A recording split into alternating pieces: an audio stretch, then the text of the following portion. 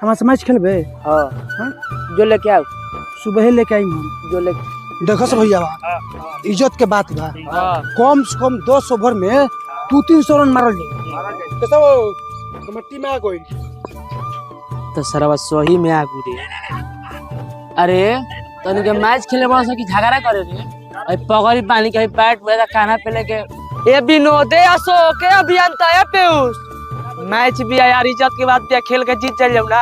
होना से देखो सो 10 हार भी बन जा, मैच जीते के भी पहिल के ओवर रे तीन लेके जाई है। 3 ओवर में 2 मेडन 2 रन दी है। ठीक बा? ये एक सही ओवर हमारा के दी डाले। ठीक है बा।